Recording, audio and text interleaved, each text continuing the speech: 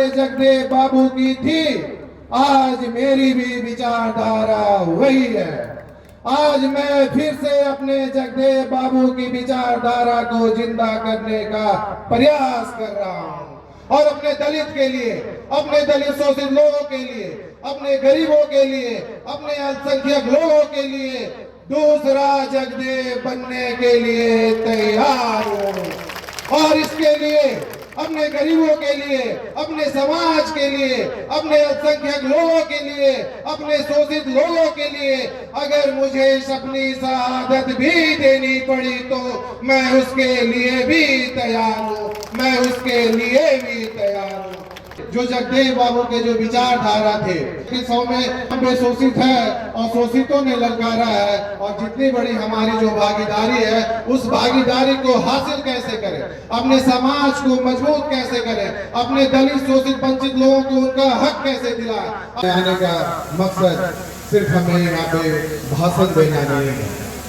आज इस कार्यक्रम में आने का मकसद हमारा यह है कि अपने जो जगदेव बाबू हैं उनके अधूरे सपने को पूरा कैसे करना है और एक नया संकल्प लेना है। आज मैं आप लोगों को बताना चाहता हूँ, आज मैं आप लोगों को कुछ याद दिलाना चाहता हूँ कि हम उस विरासत से आते हैं, हम उस विरासत से आते हैं जिसने सम्राट अशोक जैसे महान शासक को जन्म दिया, जिन्होंने सिर्फ तलवारों से नहीं बल्कि अपने विचारों और न्याय से इस देश का नेतृत्व किया। सम्राट अशोक ने युद्ध की बजाय न्याय और धर्म के रास्ते को अपनाया और एक सच्चे राजनेता की तरह लोगों के दिलों में एक अमिट छाप छोड़ी। और मैं ऐसा मानता हूं और मुझे ऐसा लगता है कि आज हमारे समाज को भी एक ऐसे ही नेतृत्व की जरूरत है जो तलवार की बजाय कलम से और संघर्ष की बजाय विचारों से अपने समाज का मार्गदर्शन करे। और ऐसे ही मार्गदर्शन के लिए मैं अपने समाज के लिए तैयार हूं। साथियों, जगदेव बाबू और सम्राट अशोक का जब भी हम विचारधारा सुनते हैं, जब भी उनके जगदेव बाबू के शहादत की कहानियां सुनते हैं तो हमारे भीतर एक साहस और आत्मसम्मान को जगाने का काम करती है। जगदेव बाबू ने हम लोगों को जो संदेश दिया था, जिसकी जितनी भागीदारी उसकी उतनी हिस्सेदारी, इसे हासिल करने के लिए हम सभी 90% लोगों को एकजुट होकर इसे हासिल करना होगा। साथियों, आज मैं आप लोगों को बताना चाहता हूं कि हम राजनीति में इतने पीछे क्यों हैं। जगदेव बाबू ने एक नारा दिया था कि सामाजिक क्रांति के बिना आर्थिक और राजनीतिक क्रांति संभव नहीं। ये आपका भाई, आपका बेटा निशिकांत सिन्हा यही जगदेव बाबू के सामाजिक क्रांति का नारा को पूरा करने के लिए फिर से आप लोगों के बीच हाजिर है, फिर से वो सामाजिक क्रांति लाने के लिए तैयार है। मैं आप लोगों को आज बताना चाहता हूं कि आखिर मैंने राजनीति में आने का फैसला क्यों लिया। वैसे तो मेरे दादाजी और मेरे परिवार राजनीति के क्षेत्र में रहे। मेरे दादाजी न सिर्फ एक राजनेता थे बल्कि एक स्वतंत्रता सेनानी और एक सामाजिक कार्यकर्ता भी। उन्होंने लगभग 75 वर्षों तक लोगों की सेवा की है। मैंने बचपन से अपने परिवार के लोगों को जनता की सेवा करते देखा है। जनता की सेवा करना, लोगों को मदद करना मेरे परिवार की विरासत में रही है। और यही वजह है कि पिछले 5 वर्षों से मैं भी समाज का सेवा कर रहा हूँ, खासकर शिक्षा के क्षेत्र में। असल में मैं ऐसा मानता हूँ और मुझे ऐसा लगता है कि किसी भी समाज को मजबूत करना हो तो शिक्षा का मजबूत करना बहुत ही जरूरी है। शिक्षा समाज की नींव होती है और जो समाज शिक्षित होता है उसे तरक्की करने से कोई नहीं रोक सकता है। इसलिए पिछले 5 वर्षों से मैंने शिक्षा के ऊपर काम करना शुरू किया ताकि आने वाले समय में हमारा समाज एक मजबूत समाज बन सके और आने वाले समय में हमारा समाज एक सशक्त समाज बन सके। पर साथियों, किसी भी समाज के लिए सिर्फ शिक्षा का मजबूत होना ही काफी नहीं है। जैसे शिक्षा समाज को मजबूत बनाती है, वैसे ही राजनीति समाज को दिशा देती है। राजनीति वह ताकत है जो अपने अधिकारों की रक्षा करती है, अपने हक को सुनिश्चित करती है। इसलिए मैंने राजनीति में आने का फैसला लिया। साथियों, आज मैं आप सभी को अपने दिल की बात, अपने मन की बात बताना चाहता हूँ। आप सभी को मैं अपना एक परिवार का सदस्य मानता हूँ, इसलिए आप सभी को मैं अपने दिल की बात आज बता सकता हूँ। मैं कभी भी राजनीति में नहीं आना चाहता था। मैं 20 वर्षों से अपना बिजनेस कर रहा था और 20 वर्षों की कठिन मेहनत के बाद मैंने बिजनेस की दुनिया में एक अलग पहचान बनाई। मेरा भी एक सपना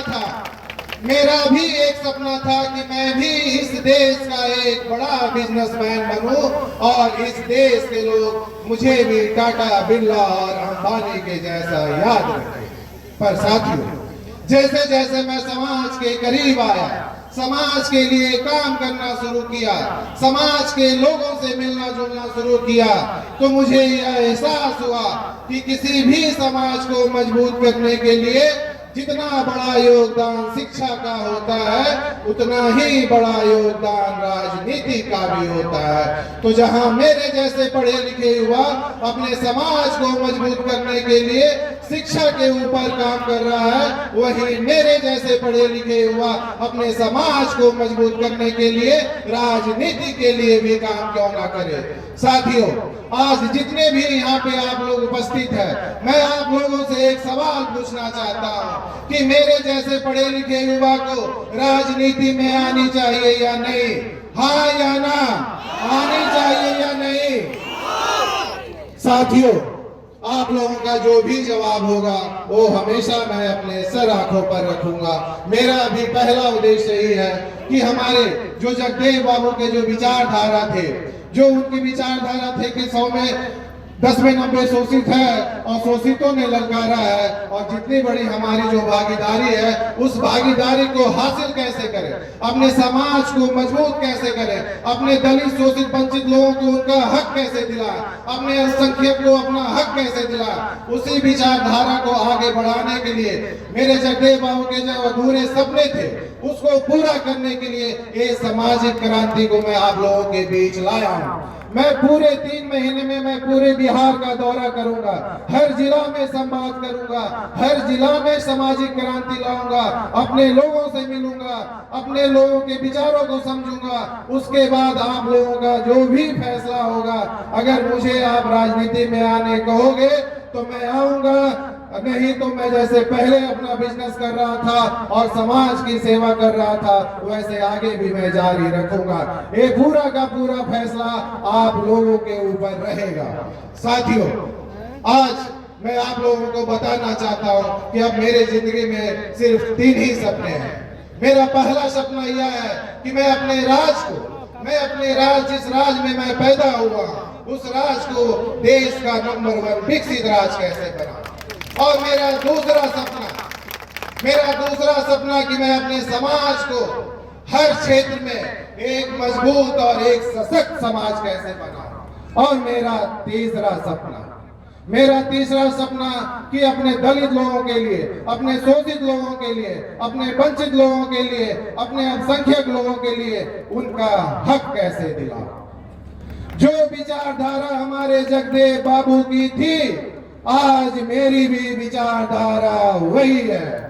आज मैं फिर से अपने जगदेव बाबू की विचारधारा को जिंदा करने का प्रयास कर रहा हूं और अपने दलित के लिए, अपने दलित शोषित लोगों के लिए, अपने गरीबों के लिए, अपने अल्पसंख्यक लोगों के लिए दूसरा जगदेव बनने के लिए तैयार हूं। और इसके लिए अपने गरीबों के लिए, अपने समाज के लिए, अपने अल्पसंख्यक लोगों के लिए, अपने शोषित लोगों के लिए अगर मुझे अपनी शहादत भी देनी पड़ी तो मैं उसके लिए भी तैयार हूँ, साथियों, हम सम्राट अशोक के वंशज हैं और जगदेव बाबू के अनुयायी भी है। कभी भी आगे किसी के सामने झुकते नहीं है और ये लड़ाई तब तक लड़ते रहेंगे जब तक हमें अपना हक नहीं मिल जाता है, जब तक हमें अपना हक नहीं मिल जाता है। इस राज के सत्ते में बैठे लोग, इस राज के सत्ते में बैठे लोग हमारी आवाज को दबाने की कोशिश कर रहे हैं, हमें आपस में बंटवारा करने की कोशिश कर रहे हैं, हमें जातियों के हिसाब से तोड़ा गया है और हमें आर्थिक और राजनीतिक क्षेत्रों में कमजोर बनाया गया है ताकि आने वाले समय में हम आपस में ही लड़ते रहें। और हमारी इतनी संख्या होने के बावजूद हम लोगों को सिर्फ यहाँ की सरकारें एक वोट बैंक के रूप में इस्तेमाल किया गया है। पर साथियों, अब ये आगे नहीं होने देंगे और ये आगे चलने भी नहीं देंगे। हमारा जितना भागीदारी है वो हिस्सेदारी हम लेकर रहेंगे, इसके लिए मैं सभी, ये सिर्फ कुशवाहा और कोयरी समाज की लड़ाई नहीं है, ये सिर्फ हमारे समाज की लड़ाई नहीं है, ये हमारे आज जगदेव बाबू की विचारधारा की लड़ाई है, ये 90% लोगों की लड़ाई है, ये दलित शोषित अल्पसंख्यक पिछड़े लोगों की लड़ाई है, ताकि हमारे जो जगदेव बाबू के जो विचारधारा था, जो हमारे जगदेव बाबू के अधूरे सपने थे, उस सपने को पूरा कैसे करें, इसके लिए हम सभी को एकजुट होने की जरूरत है और हमें अपनी ताकत दिखाने की जरूरत है, ताकि आने वाले समय में हमारी जितनी भागीदारी है उतनी बड़ी हमें अपनी हिस्सेदारी भी मिलनी चाहिए। और मैं आप लोगों को विश्वास दिलाता हूँ, मैं आज आप लोगों से वादा करता हूँ कि इस लड़ाई को मैं आखिरी सांस तक लड़ता रहूंगा, आखिरी सांस तक लड़ता रहूंगा। ये लड़ाई तब तक जारी रहेगी जब तक हम अपना हक नहीं ले लेते हैं। साथियों, आज आप लोगों ने यहाँ पर मेरे बुलाने पर आए, मेरे विचारों को सुनने के लिए आए, आप लोगों ने इतना प्यार और सम्मान दिया, इसके लिए मैं आप सभी को दिल से एक बार शुक्रिया अदा करता हूं और रोहतास की सासाराम भभुआ के सभी को मैं दिल से आभार व्यक्त करता हूं। आप लोगों ने इतना प्यार दिया, इतना सम्मान दिया और इस पवित्र धरती पर मैं अपने जगजीवन राम जी को, अपने जगदेव बाबू को अपने तहे दिल से, हृदय की गहराई से नमन करता हूं। थैंक यू, धन्यवाद।